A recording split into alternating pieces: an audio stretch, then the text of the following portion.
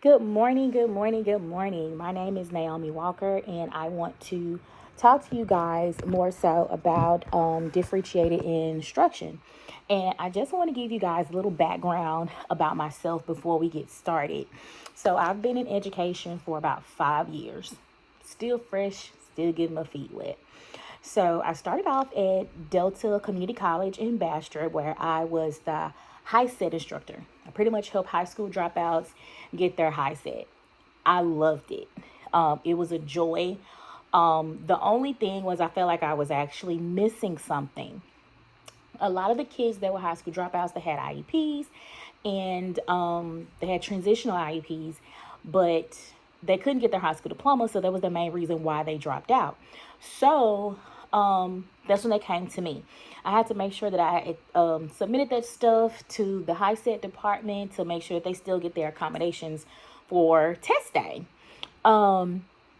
which was great. And a lot of those kids, they were on a high school reading level.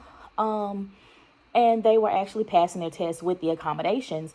So in my mind, I'm more so like, what happened and where did the ball drop or what's going on to where these kids are passing the high set, but they're not passing their actual classes in order to get their high school diploma. So that's when I transitioned after my second year into elementary education. My first year, I was the fourth and second grade inclusion special education teacher. I loved it. I still do. My next year, I was just completely fourth grade. And then this year, I'm third grade and fourth grade. So it kind of, at our school, it kind of depends on how many students you have to see who's going to be placed where and things like that. But to me, it's perfectly fine. So I'm actually getting to the meat and writing IEPs and having conferences with parents and things of that nature.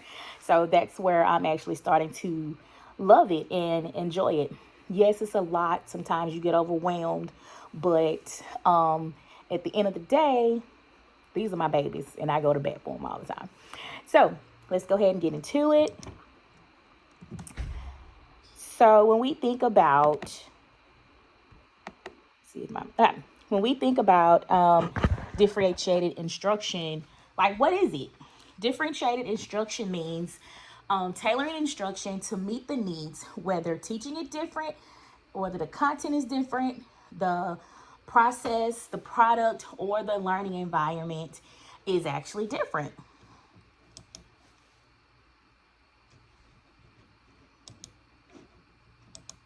I can get to the next one. Okay. So the content. What do we mean by the content? Of course, everyone, let me kind of zoom in for you guys. So, of course, everyone can't get everything. A lot of the students, like my third graders, they are on a first grade reading level. So it's actually hard for them to comprehend third grade text, because everything is on grade level. It's the same thing with my fourth graders. Some of them are on second grade reading levels. So when it comes to differentiating their instruction for ELA, I'm gonna piggyback off of that.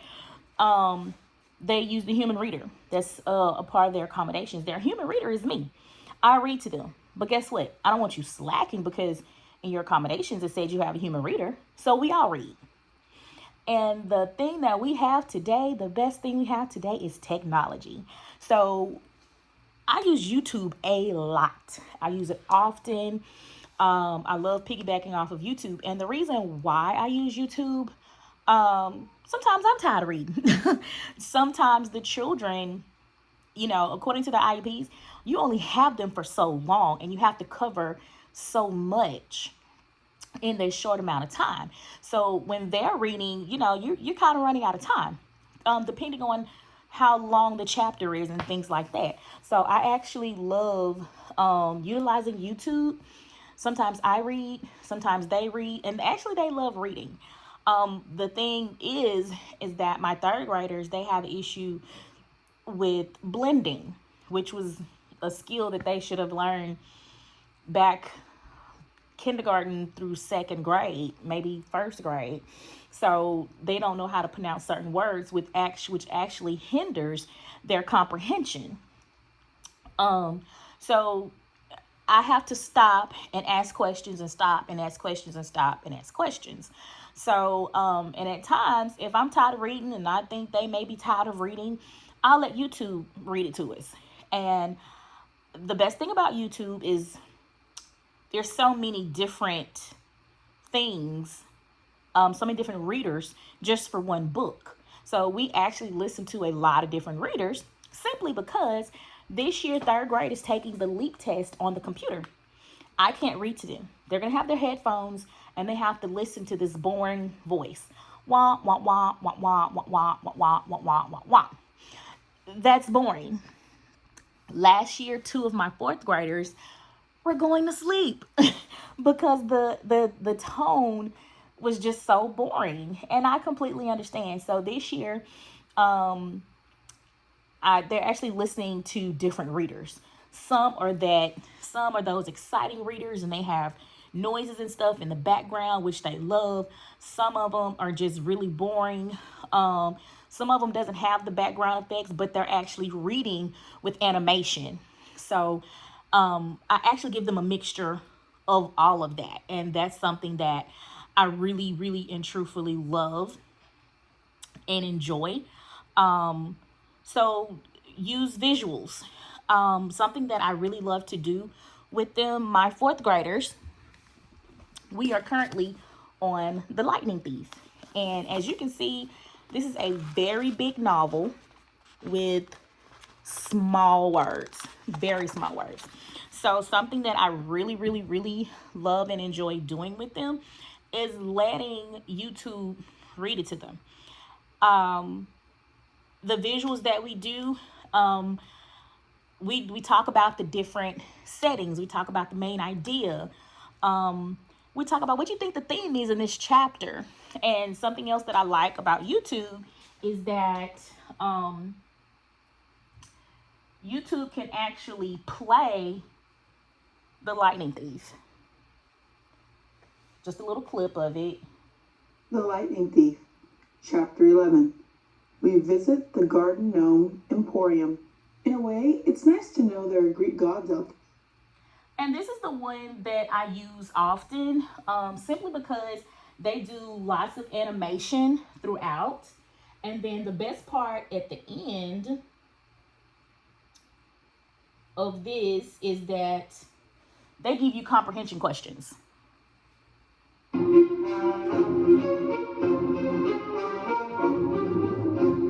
So that's something that I really enjoy about The Lightning Thief is when I get them to read, either we can read the chapter together and then I go to YouTube and I fast forward it all the way to the end and then we can actually answer the questions together. Or we can do something different with it. But I do love the fact that it's very animated. The kids are engaged. The kids are listening. Um, the kids are listening and things like that. As far as the visuals, it describes certain things that they do in the movie, in the actual YouTube. So I get them to draw me a representation of what they think something is. I think the best thing that they had yet was a visual of the underworld. So Percy and Grover and Annabeth, they all went to the underworld to see about the Greek gods and stuff like that. And it was two doors, and one door was hell, and one door could be hell. It just depends on what happens when you go through the door. They had a three-headed monster, but the underworld had so many different things. It was so broad. And it's, what is your opinion? What do you think it looks like? And the thing that they love about stating their opinion is that they can't be wrong. It's what they think. And they were very, very creative when they were doing their visuals of what they think the underworld looks like. They did their own thing, and then they also included certain things from the actual text. And that's something that I really like. Another visual is that they do projects. They do group projects. And I can elaborate more on that in a second.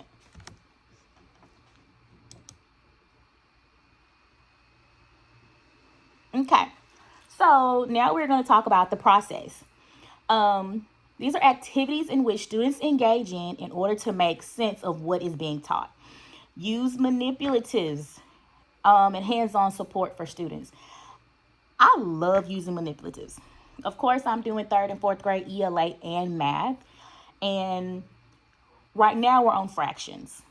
And I can give my kids a round of applause. I'm super proud of them because when it came to fractions, they were kind of confused. And this is what they would kind of give them when it came to fractions. They would have to compare and contrast. And not sure if you can see that, but it says 1/4 is blank to 1/3. And then they have to write the greater than or the less than or equal to sign. And just looking at this, it's like, it looks foreign. And then, but something that I really love to do is manipulatives. These are my fraction stacks. And I swear by these. These are my fraction stacks. I swear by these because when it says 1/4 is blank to 1/3, my children automatically go to 1/4 is greater because they're looking at the bottom number. The first number, the numerator, which is the top number, is the same. So let's go to the bottom number. 4 is larger than 3. So 1/4 is actually greater than 1/3. No, that's not right. I have to tell them the larger the number, the smaller the parts. And it can click, but when I give them my fraction stacks and I say 1/4 and then 1/3, and then I put them together,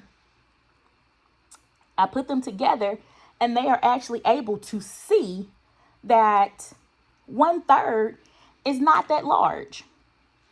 I don't have a class set of these, but I actually have a class set of other fractions that I use all the time. But giving them this visual aid, these manipulatives, it really, really helps them, and they really get to understand what I'm actually teaching them.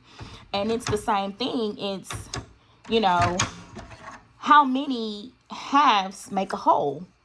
They think, oh, the bottom number is 2. But you have to think about how many 1/2s make a whole. So I have to actually put these together and say, how many halves do I have to make this whole? And they're able to say, oh, it's 2 halves. So they know half and half is actually equal to a whole. But I love my fraction stacks, and that's something that I actually love doing with my kids. So my next thing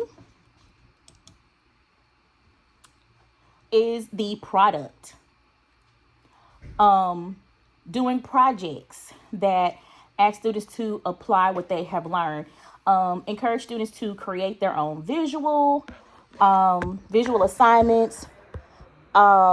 Giving students the option to express required learning. And that's what I go back to the lightning thief, because when I ask them to draw a visual of what the underworld looks like, it's your opinion. Just make sure you use details from the book. I also asked them to do, we looked at what Camp Half-Blood looks like. We asked them, what do you think Zeus looks like? They were able to research Zeus and see like what he looks like as a Greek god and what is his power.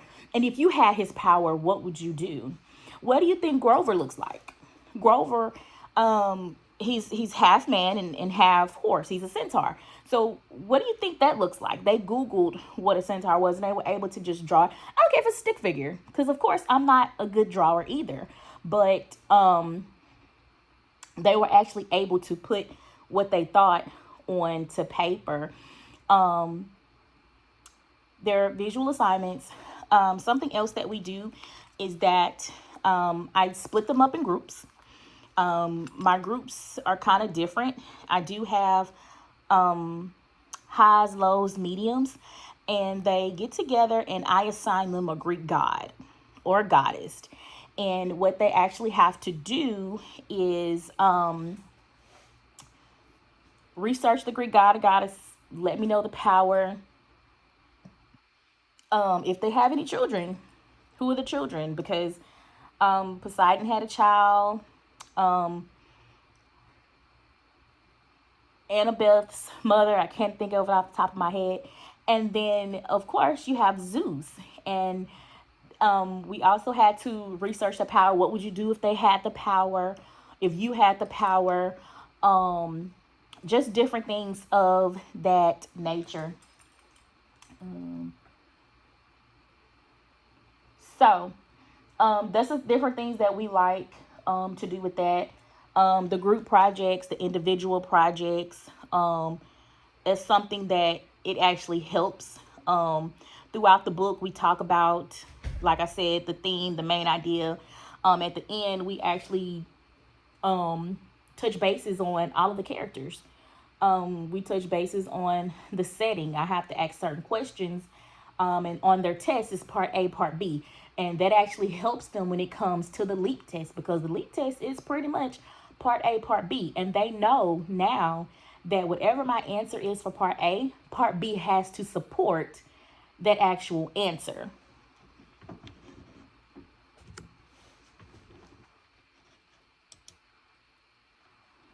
Okay. Something else is the learning environment. It's the way your classroom works and feels, which is very important. Making sure your room is quiet and distraction free. It's helping students understand some learners need to move around in order to learn. So, something that we do in my classroom, um, we'll do like a warm up. And during my warm ups is even at the end of the lightning thief when we're asking those questions, I have the class to stand, and then they're just doing whatever. Just do whatever you want to do. Some of them run, some of them are popping their fingers, some of them are moving left and right. Because me, I talk with my hands. I've been talking with my hands this whole time. So I have to have some type of distraction. I have to have some type of noise. Because to me, if it's too quiet, I can't think. And it's nothing wrong with that. You just have students that are the same. One of my students, he has to have some type of noisemaker. So I gave him a fidget spinner. It's not too loud, but it's right here at a noise level that doesn't disturb the rest of the students in the classroom. Um, my learning environment is bully free. We don't do that. It's judgment free. We laugh, we talk, we learn, and we laugh some more. Because I'm always going to try and make a joke out of something. So I want my kids to know that learning is fun. So when we think about things, we want to see the big picture. And to me, the big picture is that we find ways to support all students, to be sure the best way that everyone is being challenged and given the opportunity to be successful in the classroom. That's pretty much my number one motto, because I do have to go into the actual classrooms and support my students. I just don't support my students. I support all of the students. Especially when I'm in their classroom, I want to make sure that everyone understands, because you do have those students that won't ask questions.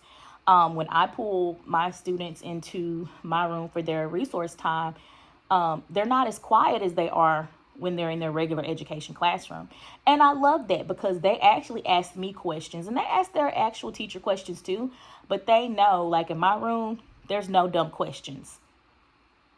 There's no dumb questions. Ask, because you never know. Somebody else in the classroom may not understand, and it just makes it easier for everyone.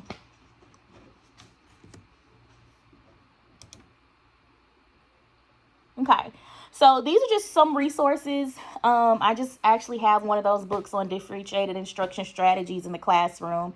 And the other one is differentiated instruction for students with learning disabilities. I do not have that book, but I did read certain things on it, and I did realize that they are very helpful when it comes to just getting different tips about what you should do, especially with students with learning disabilities, because everybody doesn't have, a lot of the kids don't have the same learning disability.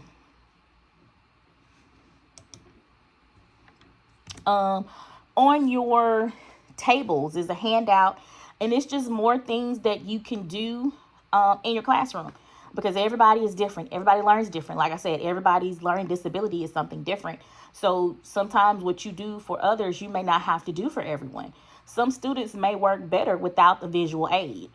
You know, some students can read on their own and may not need to use the YouTube version or anything like that. So you just have to make sure that you adapt and tailor to every student's needs. And this is just another continuation to the handout that is on your desk. Don't want to intimidate your intelligence and tell you to read it and read it out, but this is just more things that we do. Something else that I like doing, I do have a student that is not very verbal, and I don't blame her for that or anything like that, but I want to know if you're comprehending or if you're retaining the information. I know that it's hard, so utilize the exit tickets. Sometimes with the Eureka Math, they have an exit ticket in the book, or come up with your own exit ticket. Like we're doing fractions. Just tell them how many thirds make a whole. You know, you can give the visual aid, or, the ones that don't really need the visual aid don't really necessarily need to have the visual aid, but you have that information. You can create your own exit ticket. Even with the lightning thief, you're after a chapter or something or whatever, you can ask a question and just make sure that it's in a complete sentence. I'm not too fond on spelling. I'm not too big on it, but I know how my students write. So as long as we're in a complete sentence and it makes sense to me, I know how they're thinking. And that's better for me. So utilize your exit ticket. It doesn't even have to be a lot. Just remember that with special education, we do have to progress monitor twice a week, and you can actually utilize your exit tickets as a progress monitor. And last but not least, I always like to include my reasons why. I have two little ones, Naima and Naraya. They are my world. What children aren't. But they 5 and 6, pre-K and first grade. The little one, this is actually an old picture, but the little one still dances for Linda Lavender, and she also plays t-ball. And the other one is on the all-star cheer team at Extreme Cheer and Tumble. So yes, my time is taken up, but it's all worth it. It's all worth it. And I think about my reasons why, because you do want to improve education for who? For my children, for myself, for my grandchildren. You can't do anything without education. It's all around you, whether you want it to be or not. So once again, thank you for attending my TED Talk. Have a good day.